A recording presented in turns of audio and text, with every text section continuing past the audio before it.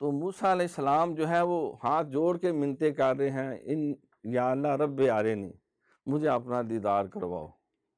فرمایا موسیٰ لن ترانی، تم نہیں دیکھ سکتے، ہاں اگر اتنا ہی تمہیں شوق ہے تو پھر دیکھو پہاڑ کی طرف، اگر یہ قائم رہ گیا تو برداشت کر کے تو پھر اگلا کام بھی ہو سکتا ہے۔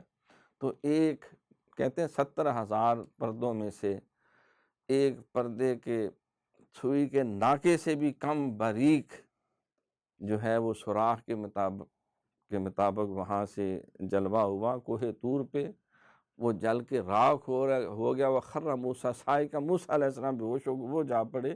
اب روایات ہیں 3 دن بعد، 7 دن بعد یا مہینے بعد ان کو ہوش آیا، اور فوراً کہا مولا مجھے معاف کر دے، میں نے جو ڈیمانڈ کی تھی، تو بے نیاز ہے، وحدہ ہے، لا شریک ہے۔ تو برداشت نہ کر پائے،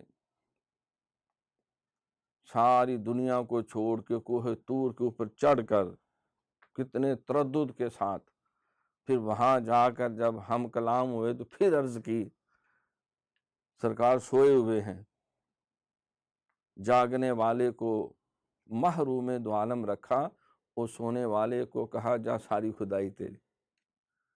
بڑے جو حضرت موسیٰ تو کوہ طور تک پہنچے، چلے جو حضرت عیسیٰ تو چوتھے فلک کے پور تک پہنچے۔ نظر والو ذرا دیکھو محمد کی بلندی کو، چلے بیت الحرم سے خدا کے نور تک پہنچے۔ نازا ہے جس پہ حسن و حسن رسول ہے، اور یہ کہکشاں تو آپ کے قدموں کی دھول ہے۔ اے راہ روان شوق یہاں سر کے بل چلو، طیبہ کے راستے کا تو کانٹا بھی پھول ہے۔ دیر سے نور چلا حرم تک پہنچا، سلسلہ میرے گناہوں کا کرم تک پہنچا۔ آقا تیری معراج کے تو لوح و قلم تک پہنچا، میری معراج کے میں تیرے قدم تک پہنچا۔